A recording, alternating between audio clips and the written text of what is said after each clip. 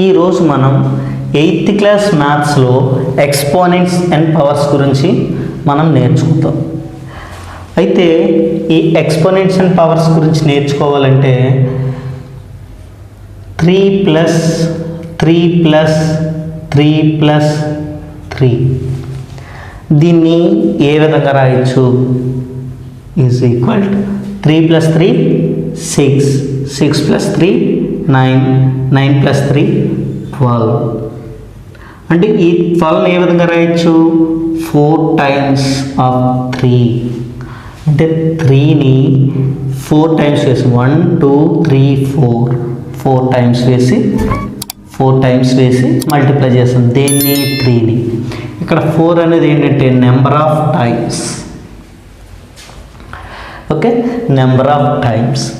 అదే మల్టిప్లికేషన్లో చూసుకున్నాం అనుకోండి, 3 into 3 into 3 into 3 is equal to, దీన్ని ఏ విధంగా రాయొచ్చు అనే దాని గురించి వస్తే 3 పవర్ 4, 3 పవర్ 4, 3 పవర్ 4.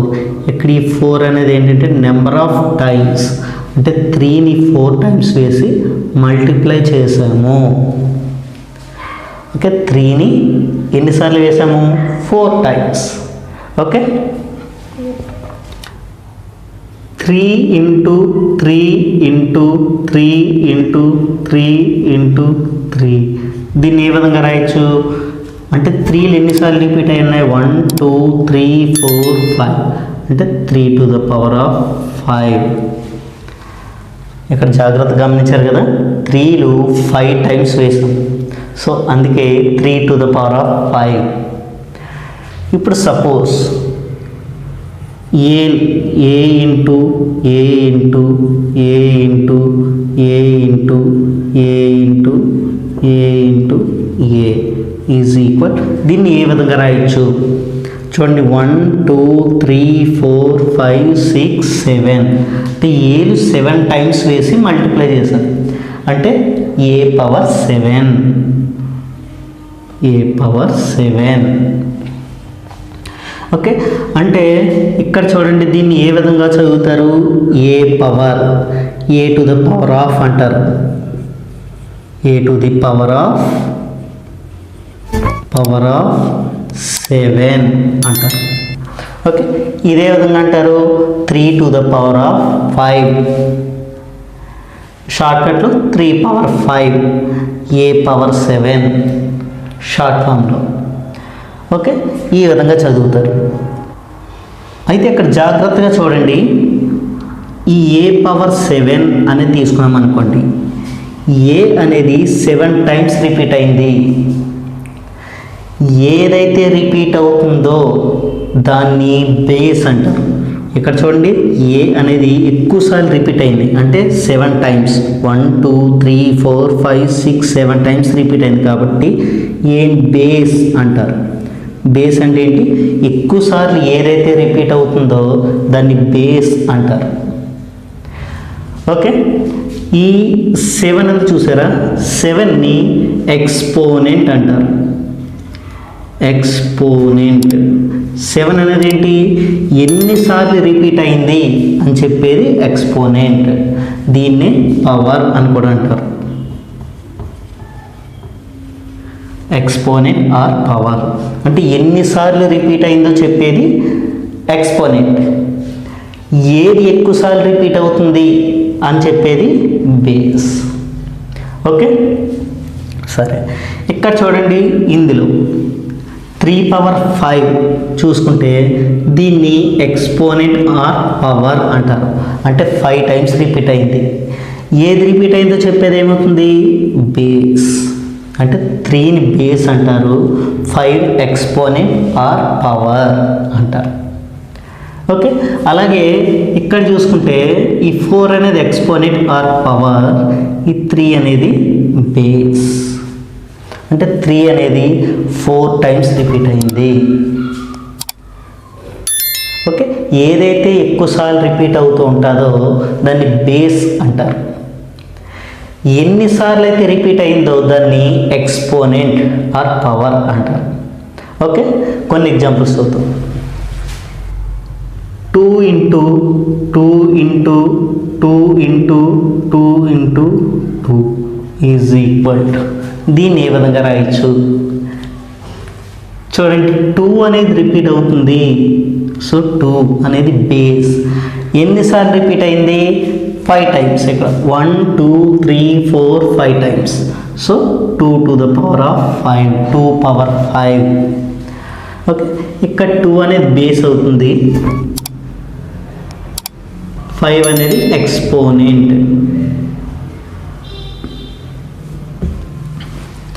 2 అనేది బేస్ అవుతుంది, 5 అనేది ఎక్స్పోనెంట్ అవుతుంది.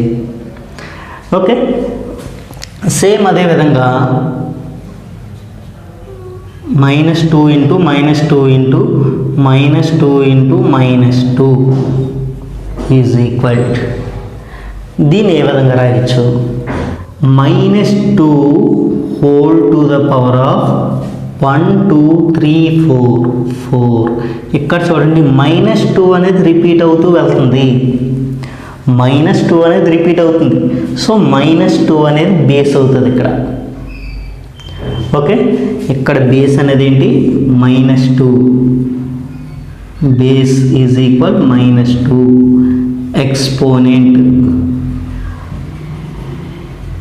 Exponent is equal 4. ఓకే, ఇక్కడ -2 అనేది రిపీట్ అవుతుంది, ఇక్కడ 2 అనేది మాత్రం రిపీట్ అవుతుంది, సో ఇక్కడ బేస్ 2 అవుతుంది, ఎక్స్పోనెంట్ 5 అవుతుంది. ఓకే,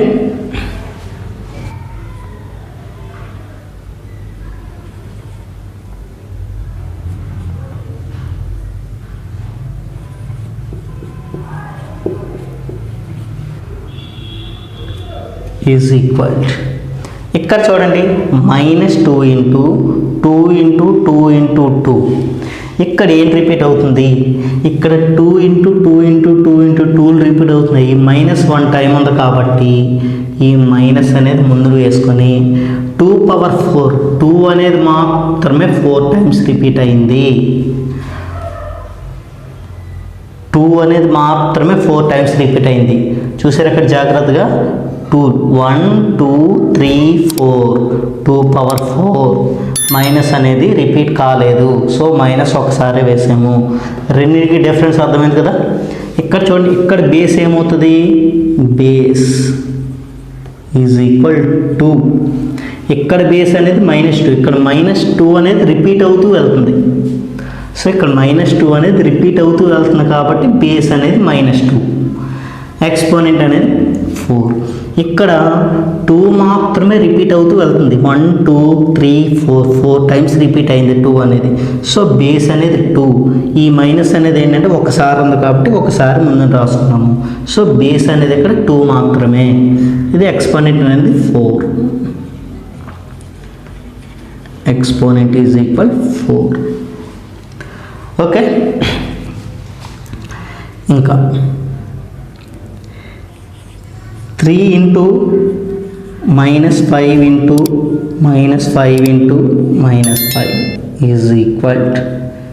దీన్ని ఏ విధంగా రాస్తాము? ఇక్కడ చూసారా, ఇక్కడ base exponent, base exponent, base exponent, ఇలా బేసు ఎక్స్పోనెంట్ ఉండేటట్లుగా మనం రాస్తే దాన్ని ఎక్స్పోనెన్షియల్ ఫామ్ అంటారు. Exponential form. ఎక్స్పోనెన్షియల్ ఫామ్ అంటే ఒక బేసు ఎక్స్పోనెంట్ ఉండే విధంగా రాయాలి. అలా రాస్తే దాన్ని ఎక్స్పోనెన్షియల్ ఫామ్ అంటారు. సరే, ఇక్కడ చూడండి, ఇక్కడ మనం ఎక్స్పోనెన్షియల్ ఫామ్లో రాయాలి. ఎలా రాస్తాం ఎక్స్పోనెన్షియల్ ఫామ్లో? ఇందులో ఏది రిపీట్ అవుతుంది? ఇక్కడ -5 మాత్రమే రిపీట్ అవుతుంది, 3 అనేది రిపీట్ కాలేదు, 1 టైం ఉంది, సో 3 అనేది ఆ విధంగా యాస్టీస్గా ఉంచుకొని ఇంటూ పెట్టి -5 అనేది 3 టైమ్స్ రిపీట్ అయింది, so -5 whole to the power of 3. -5 whole to the power of 3. ఇక్కడ చూడండి, ఇక్కడ బేస్ ఏమవుతుంది? ఇక్కడ బేస్ ఈజ్ ఈక్వల్ -5. ఇక్కడ బేస్ అనేది -5, ఎందుకంటే -5 అనేది రిపీట్ అవుతుంది. ఇక్కడ 3 అనేది రిపీట్ కాలేదు. Okay, so base is -5. Okay, next 2 into a into a into a is equal, దీన్ని ఎక్స్పోనెన్షియల్ ఫామ్లో రాయాలి. ఎక్స్పోనెన్షియల్ ఫామ్లో ఎలా రాస్తాము? 2 into a to the power of 3, 1 2 3, 2 into a to the power of 3. అంటే దీన్ని ఈజ్ ఈక్వల్, ఇక్కడ జాగ్రత్తగా చూడండి, ఏదైనా ఒక నెంబర్ ఇంటూ ఏదైనా ఒక వేరియబుల్ అంటే ABCD ఇలాంటివి, లేదంటే XYZ ఇలాంటివి ఏమైనా ఈ రెండు మల్టిప్లై చేసామనుకోండి, అప్పుడు ఏమవుతుంది? ఈ రెండింటిని మనం 2aగా రాసుకోవచ్చు. మధ్యలో ఇంటూ సింబల్ పెట్టాల్సిన పని లేదు. ఓకేనా? సో 2aగా రాసుకోవచ్చు. 2 ఇంటూ a అంటే 2a. 2a అంటే అర్థం ఏంటి? రెండింటికి మధ్యలో ఇంటూ ఉన్నట్లే. ఓకే, అలాగే a ఇంటూ a, 2 వేరియబుల్స్ ఉన్నప్పుడు ఇది ఓకే, a² అని మీకు మామూలుగా తెలుసు. అలాగే a into b is equal to a into b. ఇక్కడ 2 వేరియబుల్స్, a అనేది ఒకటి, b అనేది ఒకటి. ఈ రెండింటికి మధ్యలో ఇంటూ ఉండాలి అంటే ఇంటూ ఉంచాల్సిన అవసరం లేదు, ఇంటూ అనే సింబల్ రాయాల్సిన అవసరం లేదు. అంటే AB అని డైరెక్ట్ రాసుకోవచ్చు. అంటే AB అంటే a ఇంటూ b అని అర్థం. ఏకి బీకి మధ్యలో ఏ సింబల్ ఉన్నట్లు ఏమీ రాయలేదు అంటే దాని అర్థం ఏకి బీకి మధ్యలో ఇంటూ ఉన్నట్లు. ఓకేనా? సో దీన్ని ఏ విధంగా రాయొచ్చు? 2a to the power of 3, 2a to the power of 3. Okay, అలాగే -5 into b into b into b into b is equal to, దీన్ని ఏ విధంగా రాయొచ్చు? -5 అనేది నార్మల్గా ఉంది, bలు 4 టైమ్స్ రిపీట్ అయి ఉన్నాయి, 1 2 3 4. అంటే ఏ విధంగా రాయొచ్చు? -5b to the power of 4. Okay, ఇక్కడ బేస్ ఏమవుతుంది? Base is equal a. అలాగే ఇది ఎక్స్పోనెంట్, ఎక్స్పోనెంట్ ఈజ్ ఈక్వల్ 3. ఇక్కడ చూడండి, బేస్కి ఎక్స్పోనెంట్కి ఒక రిలేషన్ ఉంది. 3 అనేది ఎక్స్పోనెంట్, దేనికి? ఈ బేస్కి ఎక్స్పోనెంట్. ఓకేనా? 2కి కాదు, ఓన్లీ బేస్కి మాత్రమే ఎక్స్పోనెంట్. అలాగే ఇది బేస్, దేనికి? ఈ ఎక్స్పోనెంట్ బేస్, ఈ రెండు ఒకదానికొకటి రిలేషన్. ఓకే, సరే ఇక్కడ చూడండి, ఇక్కడ బేస్ ఏమవుతుంది? బేస్ ఈజ్ ఈక్వల్, బేస్ ఏమవుతుంది? b, only b. ఇక్కడ ఎక్స్పోనెంట్ ఏమవుతుంది? Exponent is equal 4.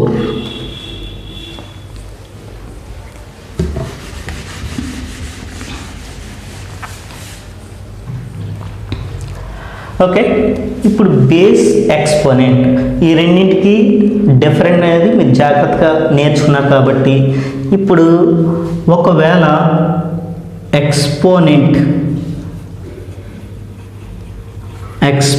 Is equal 2 అయితే దాన్ని ఏ విధంగా చదువుతాము? స్క్వేర్. 2 అయితే దాన్ని స్క్వేర్డ్ అని చదువుతాం. స్క్వేర్డ్ అంటే ఏ స్క్వేర్డ్, ఏ పవర్లో 2 ఉంది అంటే ఎక్స్పోనెంట్ 2 ఉంది అంటే ఏ స్క్వేర్డ్ అని చదువుతాం. ఏ స్క్వేర్ షార్ట్కట్లో షార్ట్ ఫామ్లో స్క్వేర్ అని చదువుతాం. A square. Okay, exponent is equal 3 అయ్యింది అనుకోండి, దాన్ని క్యూబ్ అని చదువుతాం. క్యూబ్ అంటే b క్యూబ్ అంటే b to the power of 3 అన్నాం కదా, దాన్ని b క్యూబ్. దీన్ని a to the power of 2 అన్నాం కదా, ఏ స్క్వేర్ బి క్యూబ్ అని చదువుతాం. ఓకే, ఇది ఎక్స్పోనెంట్స్ గురించి.